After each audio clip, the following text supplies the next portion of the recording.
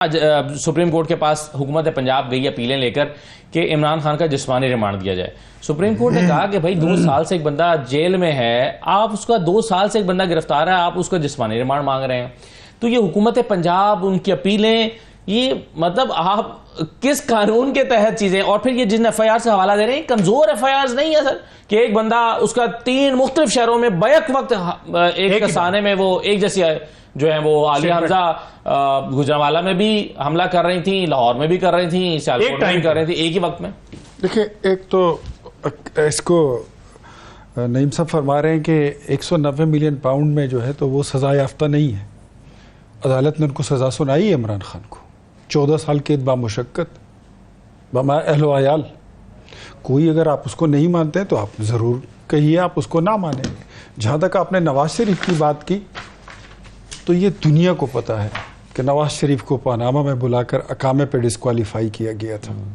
I wish, आपको पता है आवाज़ ऊंची करना मेरे लिए कोई मसला नहीं है, बात करना, तकरीर करना मेरे शागिर्द हैं सैकड़ों, लेकिन उस वक़्त ये वक्त था जब इमरान खान अगर ये कहता कि मेरे लिए नवाज शरीफ को बर्बाद मत करें, मुझे लॉन्च करने के लिए नवाज शरीफ को डिस्क्वालीफाई मत करें, उधर जमहूरियत मजबूत होती, वहाँ पर ये जमहूरी लीडर बनते। ये अगर 2018 में कहते कि नवाज शरीफ के मेंबरों को ला के मेरी पार्टी में शामिल ना करवाएं, मेरे पास अक्सरियत ना है, तो उस वक्त जो है ये जमहूरी पार्टी जमहूरियत लीडर बनते।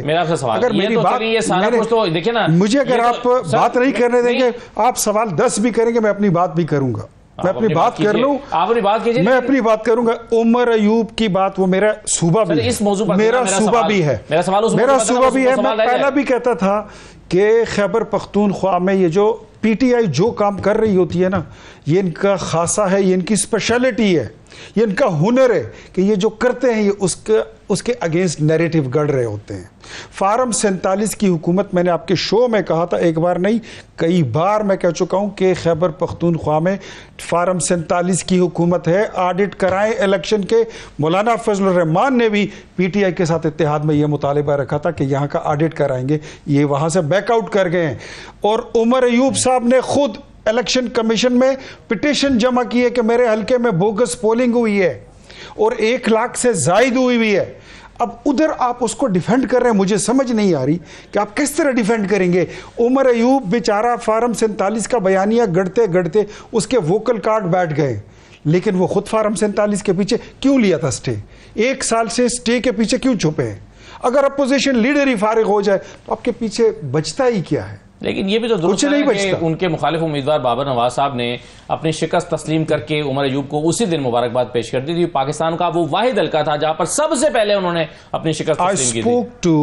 I spoke to Babar Nawaz Khan. You don't know him, आप शायद नहीं जानते हो, but he is a member of my team.